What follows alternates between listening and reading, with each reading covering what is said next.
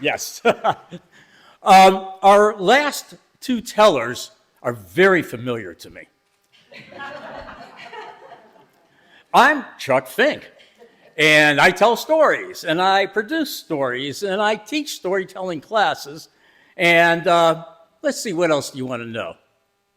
Probably nothing. So let me introduce my wife, my partner, the most amazing woman I have ever met in my life, Cynthia Berryman Fink, or Cindy.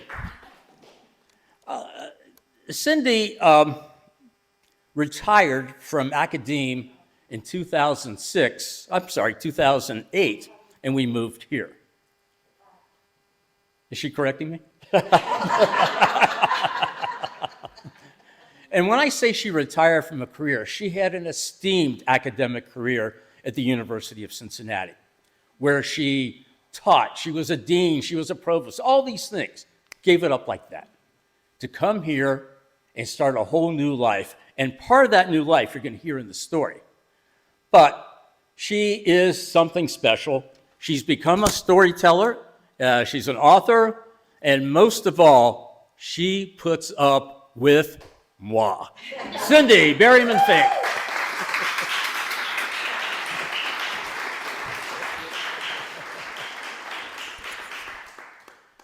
It all started in 1979, January of 79.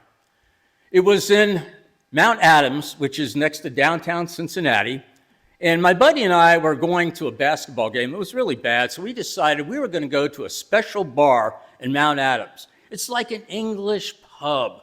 It's called the Blind Lemon. Thank you for not reminding me. I almost forgot it. The Blind Lemon. And it was so cool. There's a restaurant on the top floor, but you go around the back, and when you go in the place, it's dark, it's crowded, and you can't even hear yourself think over the din of the conversation and the music. My buddy Gary and I walk in, and the place is packed, and then we found two seats. Now, Gary was kind of a tall guy, and the two women that were sitting at the seats, one was tall, so I called her the lady with the big bones. Gary, why don't you sit next to her? And I was able to sit next to the cutest little thing. And it was a very crowded bar, as Chuck said, so we were seated elbow to elbow, really, so we had to talk to each other. And we started chatting, and I told Chuck that I was new to Cincinnati, and he asked, well, where are you from? And I said, well, I was born in Fall River, Massachusetts. And he immediately launched into his Kennedy impression. On behalf of the people of Cincinnati, we want to welcome you to this bar. And I thought, oh, that is so cute. That is so funny. I love that he did that. And I thought he was very cute as well. I still do. By the way, as a kid with his face, I got this all the time from grandmothers. But we fanned the flames of our romance until and through the Cincinnati Reds baseball season. And that fall, I had a friend come into Cincinnati. He was a sports photographer for Sports Illustrated. And so he gave me a camera and a press pass so that I could pretend to be a photographer. And he took me to the Reds-Pirates playoff game. And we were sitting right there on the field in the dugout. The dugout. Yes, I was not a baseball fan. Can you tell? And there I am in the dugout at a Reds-Pirates playoff game. And I didn't even care about baseball. And I used all of my power and influence. I ended up with a friend with two seats in the last row of the red seats in right field, otherwise known as the last row of the nosebleed section. But I brought my binoculars. Oh, not to watch the game. I had my binoculars focused on that dugout to see what that ne'er-do-well photographer was doing with my girlfriend. And I discovered that she was pretty well behaved, but I still was terribly jealous. So it was about, I don't know, maybe 3 weeks later, thanks to Sports Illustrated, I got down on one knee and I begged Cindy to marry me. And I, of course, said yes. And we were married in August of '80 in Rhode Island in the old Stonebridge Inn. And it was old. It was a Revolutionary War hotel that was practically falling apart. Not a fancy wedding, about 65 guests. We were married by a justice of the peace. I had borrowed the wedding gown from his sister, and I guess we didn't know we weren't supposed to do this, but we actually left the wedding in separate cars.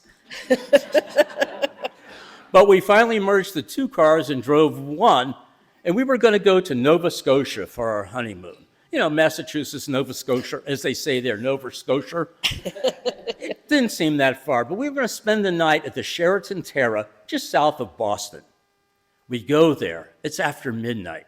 I want to take my bride into our honeymoon suite, and I wanted to do the right thing, carry her through the threshold. So I take the key, open the door, put it down, look around. It looked great.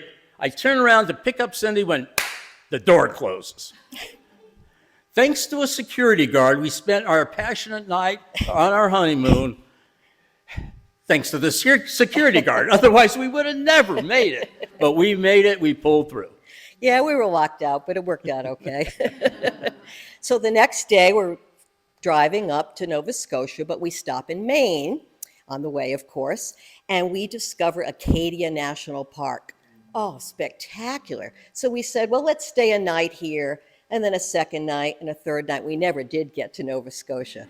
But so we stayed at Acadia, and we hiked along the beautiful rocky beach there and bicycled and ate delicious seafood. And then we asked a couple to take a picture of us. We said we'd just gotten married a few days earlier. Would they take our picture? And they said, do your parents know you eloped? We'd been married a few days earlier. Chuck was 30 when we got married. I was 28, so I guess we looked younger than our age then, and maybe we still do now. Yeah. And in our 70s, it's not a bad thing to do.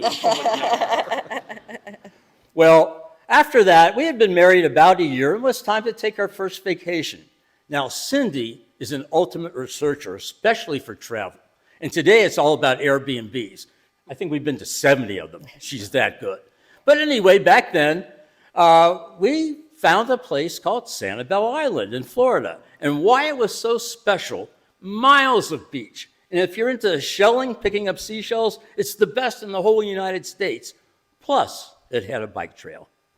So we rented bikes, and if you've been there, it's a paved bike trail right along the shoreline, right along the beach. So Chuck was in the lead, and I'm behind him on our rented bikes, and I'm looking at the sand dunes, and I'm looking at the waves, and I'm looking at the seagulls, and slam, I crash into him. He falls onto the pavement. I fall onto the pavement. We're bleeding, and he yells at me. What the hell? Why did you run into me? And I said, I was just bicycling so close to you because I love you. And we both laughed about that and got back on our bikes and had the rest of the trip was just fine. But I got out of being yelled at by saying, because I loved you. Could I stay angry at a face like this? No way. Or that. Well, that was Sanibel. And it was about, maybe 4.5 years later, and it was about to be the birth of our first son, Andrew Berryman Fink, otherwise known as Drew. And Chuck, of course, was going to watch the birth, as, fathers do. But I had to have an emergency C-section. And they let him into the surgical room and said, stand behind this area. And he was going to watch the C-section, watch the birth of our son. Well, he had a camera, and he kept getting into the surgical field right above my belly with the camera. And they had to keep pushing him back and saying, no, you got to stand behind the curtain there. And in my defense, I thought it was going to be a regular birth. What did I know? Well, I guess it was about maybe 4 years later, our second son, Greg, came into this world. But this time I left the camera at home. And if we're talking about love, there's nothing like the birth of children that is incredible moment of love for the children, for each other. And of course, that was such a special time, the birth of our two sons. But we also very much loved our parenting years. Drew is now 38, Greg is 34, but boy, we love the parenting years, playing with them, teaching them things. We actually homeschooled them for a couple of years. And they played sports. We took them to their sporting events. They came to sporting events with us. We did vacations together. And it's just a very, very special time where we bonded with each other over our family. Yeah, and the high school years were a little bit tough, but we managed. Now, we're grandparents, and we're going through the same wonderful feelings of watching our grandchildren grow, playing with them, and all that kind of great stuff. In fact, Drew is bringing his two children, 5-year-old Louise and about 18-month-old Sammy, in at the end of March just to play. But this time, we can leave them with their parents. Yay! You know, the other thing when we're thinking about 42 and a half years of marriage, something that to me and to us really shows love is how you take on the interests of the other person. You share the things they love, even if you don't love it. And one example of that, very early on, when I first met Chuck, he was always one with an incredible imagination. He would look up at clouds and say, "Oh, look, can you see the squirrel in that cloud?" And I'm looking, no, not really. "Oh, look, there's an elephant in the cloud. There's the trunk and there's the tail." And I would study the clouds and I could never see anything in the clouds. But over time, with his patience and his coaching, I now can see things in clouds. And we do a lot of that. We sit on our back deck looking at the clouds, and he points out things and I can see them. And so I really am so grateful and so thankful for Chuck, for you developing my imagination. Well, thank you. And by the way, I also developed something that was never in my consideration. Cindy has been taking yoga for maybe 20 years. And I always thought I called it yogurt. It just didn't seem that big a deal. How was your yogurt class today? Oh, that was good. And I just kind of laughed at it. Then we moved here, and I've taken up yoga. In fact, I'm in this very room with Cindy typically every Monday and Wednesday at 10 o'clock for a wonderful yoga class taught by, where's Wendy? Right over there. Wendy. Yes. She is the best yoga instructor. But because of Wendy and because of Cindy, my golf swing has never been better. Speaking of golf, that was something I got interested in because of Chuck. He'd been playing golf his whole life since he'd been a teenager. And one year, out of the blue, for Mother's Day, he buys me a set of golf clubs. Okay, all right. Guess I better take some golf lessons. And I did. And we played golf together over the years, and we played golf with our sons, and I had women friends that I played golf with, and I took up golf, really, because Chuck loved golf. Well, she did. And by the way, one of us has a hole-in-one. I got the hole-in-one. I got a hole-in-one. And she never lets me forget it. Well, now Cindy took up skiing. And by the way, I have balance issues. I'm a klutz. So to satisfy Cindy, I took up skiing. And I got to tell you, going downhill, I was aces. No problem at all. But then there's this thing called stopping. I couldn't do that at all. So I would go down the slopes and I would yell at everybody, "Get out of my way, I can't stop, get out of my way." And then I would hit a building. Now you would know it would be me because behind me was this trail of red stuff. What's it called? Blood. Oh yeah, blood. That was my calling card. Only Chuck could bleed in the snow. Now, you might be thinking, how does someone bleed in the snow?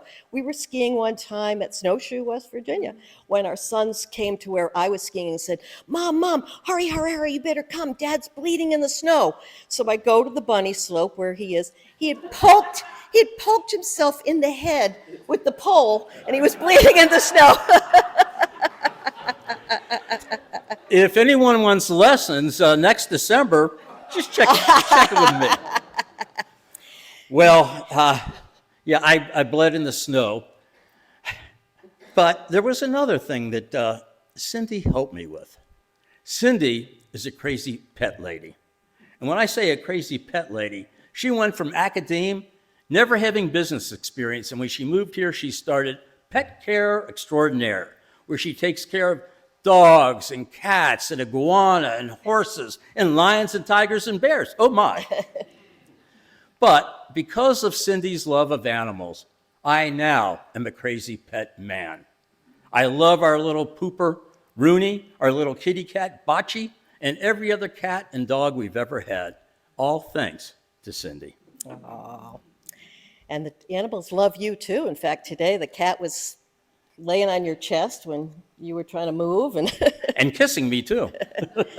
And that's pretty amazing because Chuck never had pets at all growing up. You'd had what, a goldfish? I had a goldfish. And by the way, saying goodbye to a goldfish in the toilet is a lot easier than saying goodbye to your real pets. One other thing I took up because of Chuck, a little bit begrudgingly, but it worked out okay, was watching football. I had never been to a football game in my life. My high school didn't have a football team. My college didn't have a football team. But Chuck loved his Cincinnati Bengals. And so one year for a present, birthday or whatever, I got him season's tickets to the Cincinnati Bengals. Little did I know that would turn into a decade of us going to Cincinnati Bengals games together, a decade. So I took up football because Chuck took up watching football because Chuck loved football. I just want to add one note about the Bengals. Those 10 years were not the Bengals of today. They've gone to Super Bowls and playoffs and have Joe Burrow and Jamar Chase and all these great players. This was the Bengals that at the time had the worst record in all of sports. They were just terrible. But can you ask for a better wife? No. Well, I guess it was maybe 2020. It was time for our 40th anniversary. Now, we missed Nova Scotia on the first on our honeymoon, so we decided we were going to go back in 2020. But something got in the way. It's called COVID-19. Now, I mentioned earlier that Cindy is this ace at doing research and finding Airbnbs. It was wonderful because she found a place outside of Clayton, Georgia, in Tate City that seemed perfect. It was just a beautiful, beautiful place. But here's how you get there. Here's the instructions we were given. You go down the main road, and then you find a one-lane gravel road, and you turn onto the one-lane gravel road for 10 miles. Then you get to Tate City. And by the way, Tate City population, 0. That's what a bustling metropolis it was. So you go to the grove of trees, and then you turn left. These are the directions. Then you turn left, you cross the river, and then you go around, and eventually you find that Airbnb. Wait, did I say cross the river? I meant drive through the river. Oh, it was a lot of fun. It was pretty remote. We had this lovely cabin on the Tallulah River, as remote as you could possibly get. Pretty safe from COVID that way. And we had a great time. We had drinks out by the river. We hiked. We played games in the cabin. And the night sky there was fantastic because it was so remote. We loved seeing the night sky. So it worked out pretty well. We didn't get to Nova Scotia, but we were together. And I guess that's the point. And when you're in love, it doesn't matter where you are as long as you're together and having a good time. And we did that in Tate City, population 0.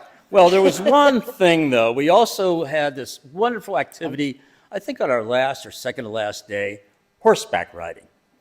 So we went to the stables, and there were about 9 of us, 8 women and me. So I get the stallion, Old Coop. Old Coop was a feminist. He took me down by the river, by the trees, and tried to knock me off.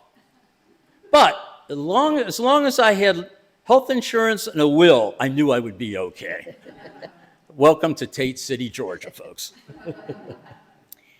Now, the absolutely most amazing example of love in our 42 years of marriage came very early on, shortly after we were married. At our wedding, my mother, Gerty, who was widowed, was very, very ill. She was actually dying of stage 4 colon cancer. And a few weeks after our wedding, my uncle calls and says she's not doing well at all. She should not be living alone. And I get off the phone. She's in Massachusetts. We're in Cincinnati. I'm sobbing. What am I going to do? What are we going to do? Chuck, who had only met her twice, I think, in his life, said she's going to come and live with us. And I went and I got her, and she came to Cincinnati, came to our apartment. We'd just been married a month or so, and she came to live with us and to die with us.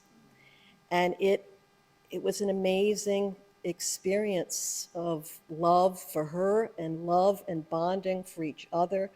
When you think of handling that, what we went through, that young, that early in our marriage, I will be forever grateful for Chuck's love and generosity of having her come and live with us.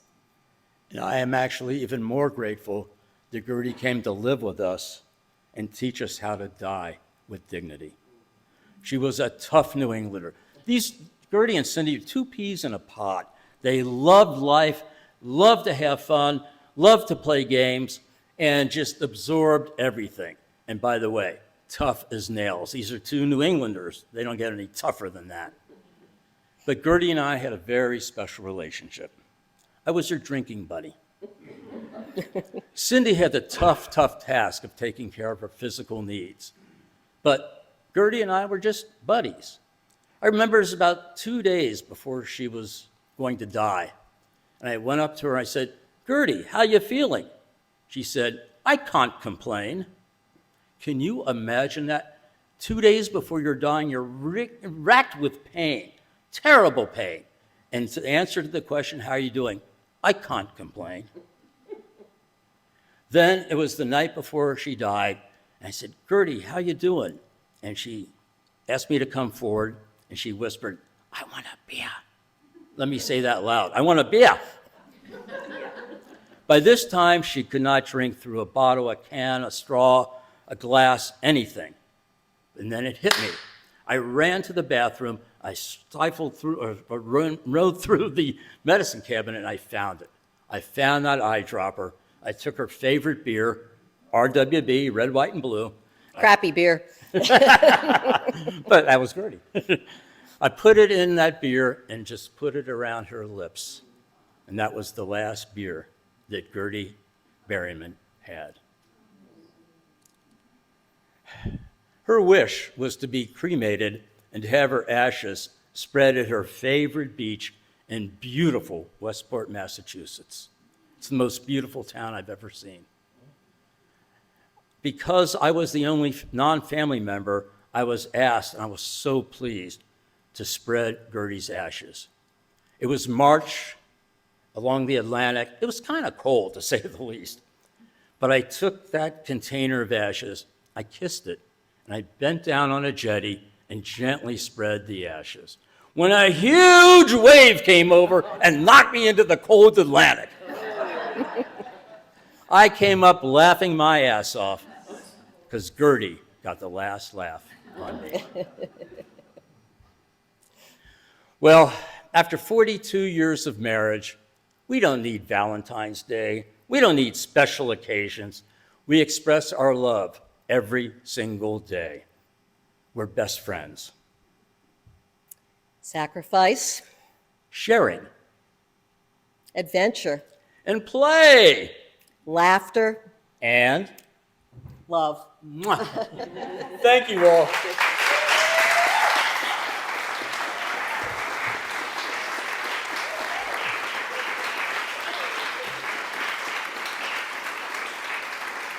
Thank you all, and I want to bring all the tellers back. Pat, Sherry, and the other one. I forget her name.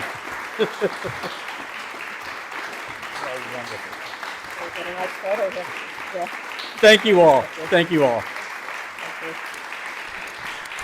Once again, if you really enjoyed what you experienced this evening, please let us know. Again, if there's other activities that you would like us to sponsor, please let us know. Please write to us.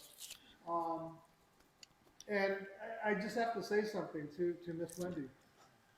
We've never met, but yet we have been communicating through email for probably a better part of a year. When you started, how many students did you have? It's never been less than 15, but now we have over 30. Yeah, yeah. And again, it's just, and thank you. Again, because it's volunteers like Miss Wendy, volunteers like all of you who make what happens here so wonderful. So thank you. If you like what you saw tonight, again, there's an appreciation basket in the back.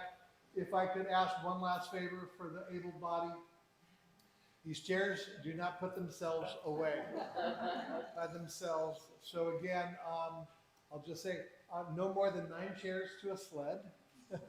And if you just load them up, I'll make sure they get into the chair barn. But any help that we can get as a volunteer would be great. Thank you again for showing up. Thank you for listening to these wonderful love stories. And again, have a great rest of the evening and a wonderful February. And hopefully we'll see you for more activities. Good night now.